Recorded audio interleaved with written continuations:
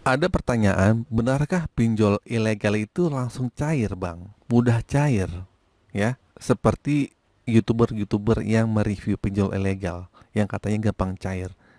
Begini penjelasannya. Assalamualaikum warahmatullahi wabarakatuh. Balik lagi di channel Sekelas Pinjol. Channel ini akan bahas masalah seputar aplikasi pinjaman online dan permasalahan gagal bayar. Oke, langsung saja nih saya akan membahas tentang masalah pinjaman online ilegal, ya. Nah, masih banyak orang yang mencari pinjaman online ilegal untuk digalbay atau digagal bayar. Biasanya tujuan seperti ini adalah untuk menggali lubang atau menutup lubang di pinjol legal.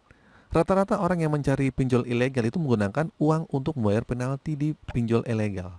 Di pinjol legal. Namun pertanyaannya adalah, apakah pinjol ilegal ini mudah cair? Apakah pinjaman online ilegal itu mudah dicairkan langsung? Benarkah hal ini demikian atau ini hanya hoax belaka? Oke, mari kita bahas.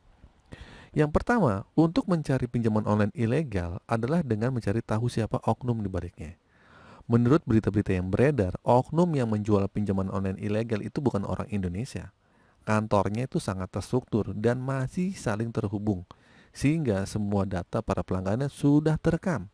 Ya, nah, mungkin di tahun 2020, 2018, 19 pinjol ilegal itu emang gampang dibobol dan cair.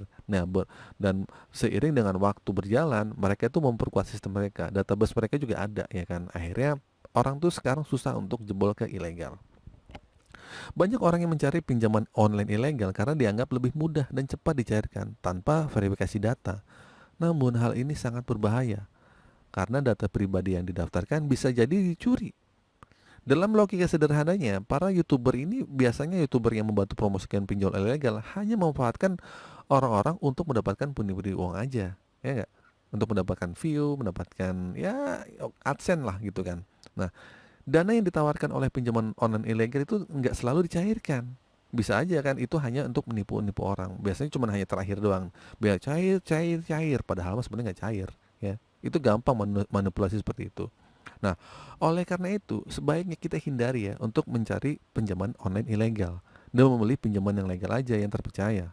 Dan intinya jangan mudah tergiur dengan janji pinjaman cepat dan mudah tanpa verifikasi data yang sebenarnya sangat berbahaya. Nah, tentang pinjaman online ilegal yang masih banyak dicari oleh masyarakat untuk menggali lubang tutup lubang untuk pinjol legal, ini sebenarnya nggak ada, gitu kan? Malah susah.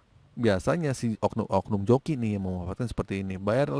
Kita jebol ilegal untuk bayar yang legal. Ini kan jadi hal-hal kata-kata marketing yang bagus banget. Wah, bener juga nih. Kita harus membeli ilegal buat pinjol ilegal karena ilegal itu katanya nggak usah dibayar, ya.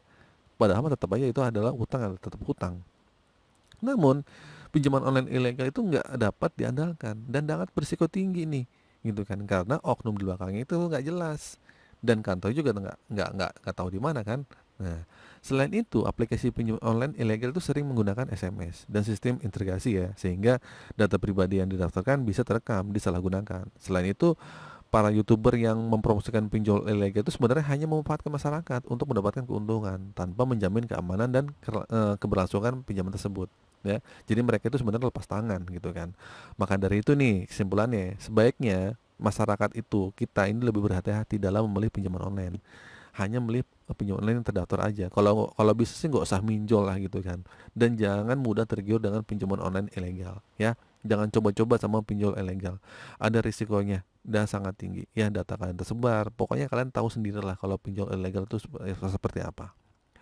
Oke, itu saja teman-teman video kali ini. Semoga video ini bermanfaat. Akhir kata, assalamualaikum warahmatullahi wabarakatuh.